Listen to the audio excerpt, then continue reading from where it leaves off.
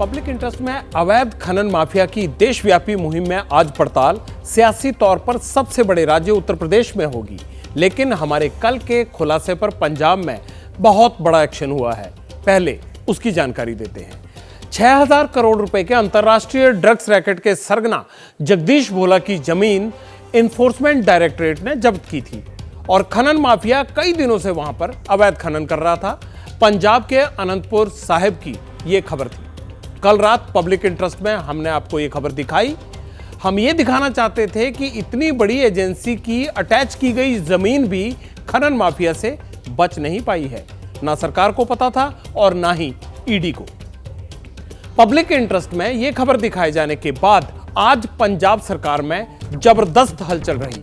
खबर का असर यह हुआ है कि खनन मंत्री गुरमीत सिंह मीत हेयर से खनन मंत्रालय छीन लिया गया। उनकी जगह कैबिनेट मंत्री चेतन सिंह जौड़ा माजरा को खनन मंत्री का प्रभार सौंपा गया है। यह बड़ा एक्शन हुआ पहला। दूसरा एक्शन क्या हुआ? दूसरा एक्शन यह हुआ, पंजाब सरकार ने एबीपी न्यूज की खबर का हवाला देते हुए माइनिंग विभाग के निदेशक और रोपड़ जिला के एसएसपी को ईडी की जमीन पर अवैध खनन करने वालों के खिलाफ जांच करके सख्त कानूनी कार्रवाई करने का हुक्म दिया है। ये दो बड़े एक्शन आज देखने को मिले। वो लेटर मेरे हाथ में है जिसमें साफ लिखा है, डायरेक्टर माइनिंग और एसएसपी रोपड़ को ये लेटर मार्क हुई है जिसमें लिखा है, on 20th November ABP news channel has run a detailed story on alleged illegal mining going on the land attached bye ED Anantapur साहब. The link of the news is also attached. You are directed to immediately inquire into the matter and take prompt action. जी हाँ, ये ABP news की campaign का असर है कि किस तरह अब सरकार हरकत में आई है और एक जांच ऑर्डर हुई है। लेकिन बड़ी बात यह है, इस जांच में कुछ कॉन्क्रीट होता है या सिर्फ कवर अप। इसी तरह का अंदेशा आज पंजाब में कांग्रेस और अकाली दल के नेताओं ने भी जताया। कांग्रेस नेता नवजोत सिंह सिद्धू ने पटियाला में प्रेस कॉन्फ्रेंस की और इलीगल माइनिंग का मुद्दा उठाया। दूसरी तरफ अकाली दल के नेता विक्रम मजीठिया ने भी केजरीवाल सरकार पर हमला बोला।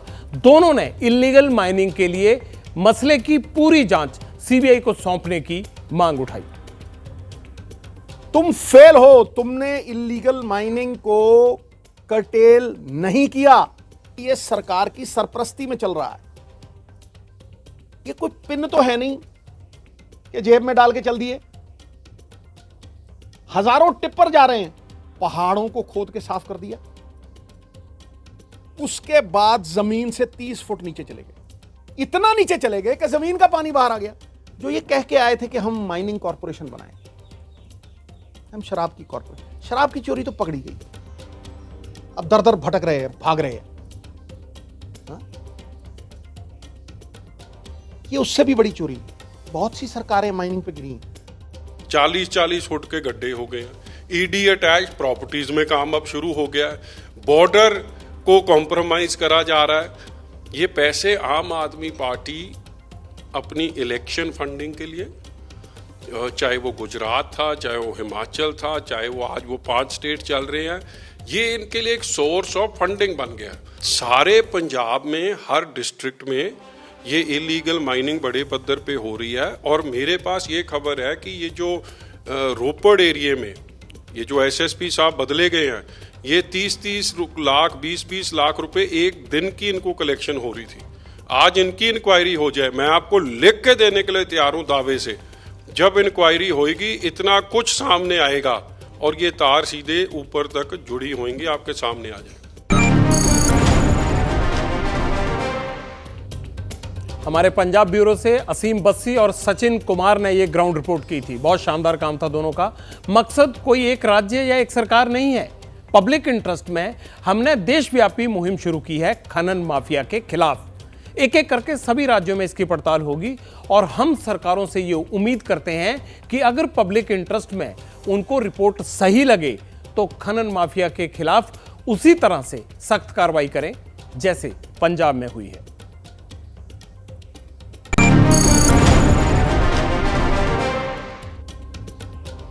पूर्वांचल के बुंदेलखंड में अवैध खनन का गोरख धंधा यमुना को चीरकर कौन सरकार का खजाना लूट रहा है।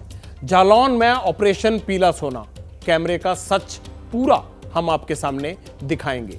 पंजाब के बाद अब प्रदेश में अवैध खनन की वो एक्सक्लूसिव पड़ताल आपको दिखानी है। यूपी का पूर्वांचल हो या फिर बुंदेलखंड, जहां रेत माफिया का चक्का चला वहां हमारा कैमरा खुला और रिपोर्टर भी वहीं चला।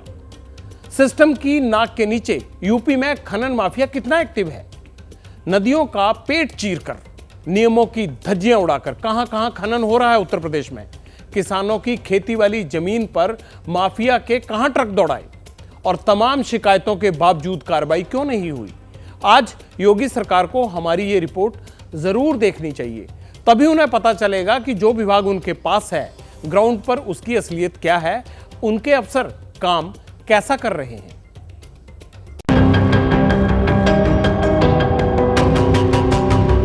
वो जबरदस्ती हम लोगों की जमीन पे मिट्टी और पत्थर गिट्टी सब डाल के रोड बनाया है उन्होंने। बहुत शिकायत की है, कोई सुनवाई नहीं है, केवल पैसा के बल पर सब काम हो रहा है सर। 3-3 4-4 बार वहाँ रापट कर गई जा, कोई हमन का सुनवाई नहीं हो। यूपी के सोनभद्र का खेउंदा गांव, कोई यहाँ धान उगा रहा था तो कोई सरसों। मगर अवैध खनन करने वालों ने किसानों की जमीन पर ही कब्जा कर लिया। खेतों को काटकर बीचों बीच रास्ता तैयार कर दिया। अब यहाँ से खनन माफिया के रेत से भरे हुए ट्रक गुजरते हैं। इनका डर ऐसा है कि कोई रोकने की हिम्मत नहीं करता। वो जबरदस्ती हम लोगों की ज़मीन पे, ना तो उनके साथ हमारा कोई एग्रीमेंट है ना तो कुछ है, इसके बाद भी जो है कि वो जबरदस्ती मिट्टी और पत्थर गिट्टी सब डाल के रोड बनाया है उन्होंने। और हम लोगों ने रोकने का भी प्रयास किया और एसडीएम साहब के पास भी गए थे और इसके बाद जो है कि डीएम साहब के पास भी लिखित 2 बार हम लोग दे चुके हैं, उस पर कोई कार्रवाई नहीं हुई है अभी तक। और पुलिस प्रशासन सबको लिख के दे चुके हैं, आपकी जमीन है उस पर खनन माफिया गलत तरीके से ट्रक निकाल रहा है, कोई बोल नहीं रहा। जी कोई नहीं बोला। जगह कहाँ है यहाँ पर? यही है हमारा, इसी प्लॉट पे जहाँ मैं खड़ा हूँ ये आपका है? ये हमारा है, हमारा जोता बोयासा है। इसमें धान बोए थे, उसके बाद सरसों बोए थे। तो फसल कहाँ गई सब आपकी? अब काट के वो है बोए के सरसों लगौले है, यहाँ बोले रही कुल उधीन दे लेन जाता। अब का करिए, हर का छूटल बा। तब अब हम कहते कि हमारा हिस्सा बढ़ जाये तब है हम जोतब बोई। फिर तो ये आपकी जगह है, इस पे बिना आपकी अनुमति के सड़क बना दी गई, आपकी खेती बर्बाद कर दी गई।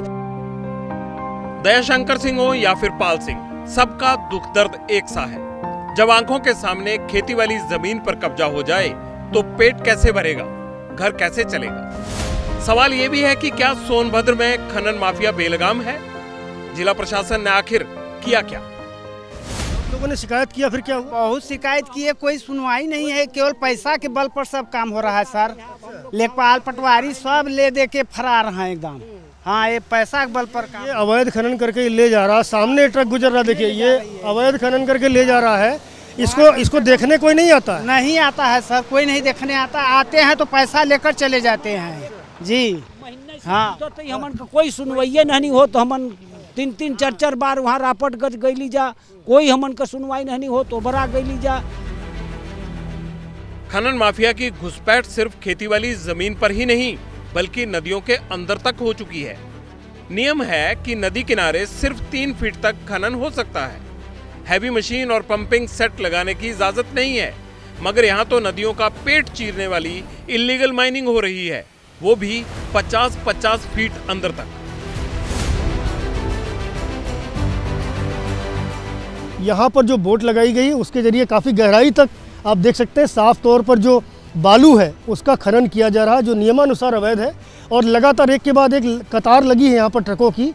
पोकलैंड मशीन इस बालू को या खनन सामग्री को अंदर से निकालती है और उसके बाद सीधे पोकलैंड मशीन पर लोड करके इनको आगे भेज दिया जाता है। पहले नदी के तट पे ये पट्टा दिया जाता था, लेकिन अब नदी के पेट में पट्टा दिया जाता है, जिसके वजह से इनको रास्ते के लिए कोई एग्रीमेंट नहीं होता कि नदी के मुख्य धारा बांध के और इसको नदी की मुख्य धारा बांध के इसमें बालू निकालने के लिए कोई अनुमति दी जाती है। इसके लिए न कोई एनओसी होता है पर्यावरण से, न कुछ भी होता है। सोनभद्र यूपी का दूसरा सबसे बड़ा जिला है। खनिज संपदा के मामले में काफी आगे। यहाँ रेत, पत्थर और कोयले का खनन होता है। सोन नदी के अलावा रेहरू और कन्हर नदी भी है। हमारे संवाददाता रेहरू नदी पर भी पहुंचे। यहाँ भी धड़ल्ले से अवैध खनन हो रहा था।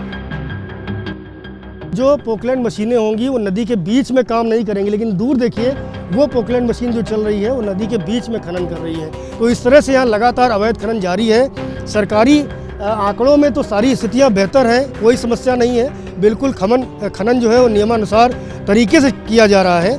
लेकिन असल स्थिति ये है कि यहाँ पर चारों ओर हर तरफ जहाँ भी देखा जाए वहाँ अवैध खनन लगातार किया जा रहा है और जिसको रोकने के लिए प्रशासन और पुलिस ये पूरी तरह नाकाम है। यूपी में खनन में अरबों रुपए का राजस्व सरकारी खजाने को मिलता है, मगर कड़वी हकीकत ये है कि इससे कई गुना ज्यादा अवैध खनन में डूब जाता है, फिर चाहे वो बालू का हो या फिर पत्थर का। इसी जगह से थोड़ा आगे पत्थर भी तोड़े जा रहे थे। जैसे रेत खोदने में नियम है, वैसे ही इसकी भी निश्चित सीमा है, मगर खनन माफिया इसकी परवाह करता कहाँ है। अगर खनन विभाग की बात करें तो नियम के हिसाब से तलहटी तक होती है, लेकिन ये तलहटी के नीचे ही खोदे चले जा रहे हैं। जितनी ऊंची पहाड़ी होती है उतने नीचे भी गहराई में खोद देते हैं, जिससे यहाँ पे झील की तरह बन जाते हैं और पहाड़ियाँ जो है गगनचुंबी इमारत की तरह दिखती है। तो अभी जहाँ हम लोग आ रहे थे, जिस रास्ते से गुजर के हमने देखा था कई सारी झीलें बन गई हैं। तो ये झीलें जब बन जाएंगी तो ये इलाका तो पूरी तरह तबाह हो जाएगा। तो ये पूरी तरह से एनजीटी और पर्यावरण के नियमों का उल्लंघन है, और जिस तरह से यहाँ पे झील और गहरे गड्ढे बन गए हैं वो पूरी तरह से यहाँ पे एक कहा जाए कि आने वाला समय एकदम समुद्र हो जाएगा। खनन और विवाद, इन दोनों का हमेशा से चोली दामन का साथ रहा है, सरकार भले कोई भी रही हो। खनन माफिया हमेशा से इस धंधे में अपना एक छत्र राज चलाने पर आमादा रहता है और अवैध खनन का ये साम्राज्य हमारे कैमरे में दिखाई भी दे रहा है। यूपी में खनन विभाग और भ्रष्टाचार का पुराना नाता है। समाजवादी पार्टी में गायत्री प्रजापति खनन मंत्री थे, अब जेल में है। रेप के मामले के साथ साथ खनन घोटाले को लेकर ईडी और इनकम टैक्स विभाग की जांच चल रही है उनके खिलाफ। योगी सरकार के पहले कार्यकाल में अर्चना पांडे के पास खनन विभाग का जिम्मा था। मंत्री के निजी सचिव पर भी रेत माफिया से सांठगांठ के इल्जाम लगे। अब ये विभाग खुद सीएम योगी आदित्यनाथ के पास है और इसकी वजह शायद पुराने मंत्रियों पर लगे आरोपी हैं कि सीएम ने यह महकमा अपने पास रख लिया। सरकार का दावा है कि अवैध खनन माफिया पर सख्ती हुई है, लेकिन सच क्या है? यूपी की किन नदियों में अवैध खनन होता है? पूरे प्रदेश में 20 नदियों के किनारे अवैध खनन रेत निकाली जाती है। अब ये कौन कौन सी नदियां, इस पे गौर कीजिए। गंगा, यमुना, हिंडन, चंबल, केन, बेतवा, सोन, ये वो नदियां हैं जिनके किनारे इलीगल माइनिंग होती है। साल 2022-23 में 6,762 लाख क्यूबिक मीटर खनन हुआ यहां पर, थोड़ा नहीं होता ये।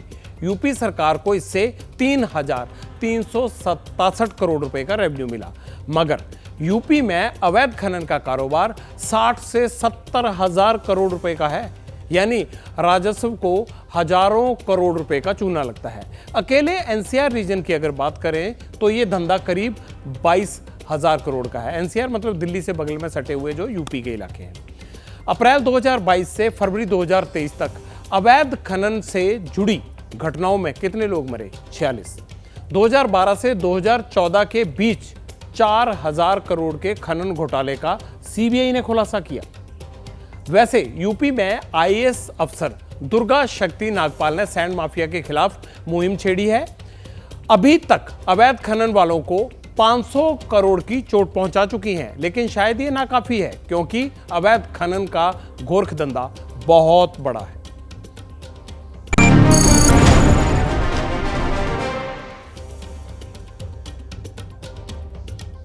योगी जी, हमने लोगों की बात आपको सुना दी, सूबे में अवैध खनन की तस्वीरें भी आपको दिखा दी। तय आपको करना है। कानून व्यवस्था और गुंडों को आप सीधा कर सकते हैं। डॉन या माफिया पर आपका बुलडोजर चल सकता है, तो खनन माफिया के चक्के कैसे जाम करने हैं, हमें ये आपको समझाने की जरूरत नहीं। हाँ, हम नजर जरूर रखेंगे कि हमारी इस पड़ताल के बाद आपने या आपके तंत्र ने किया क्या, क्योंकि सवाल प्रदेश के वजूद का है, पर्यावरण के वजूद का है और आपके वजूद का भी है। जैसे ही घड़ी का काटा दोपहर 2:30 पे आए, बबीता जी का दिल सास बहू साजिश के लिए मचल जाए। और ये है इनकी बहू, पूरे दिन ऑफिस की टेंशन हो जाए गॉन जब ये करें अपना फेवरेट शो फ्री टाइम पे ऑन। इनकी तरह आप भी देखिए अपना फेवरेट शो अपने टाइम पर और डाउनलोड कीजिए एबीपी लाइव ऐप अपने स्मार्ट टीवी पर।